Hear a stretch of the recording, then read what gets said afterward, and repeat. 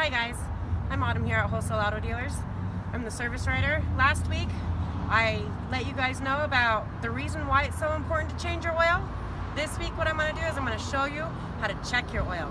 So first thing you're going to want to do is make sure that your engine is turned off, because that's the best way to check your oil. Then you look in your engine, you'll find a stick.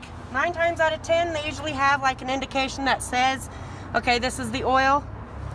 You'll pull it out, you'll check, you'll look at it, you'll clean it off first, you'll put it back in, you'll bring it back out, and you'll look and you'll see that it's all the way to the full, and you can check to see that this oil is clean.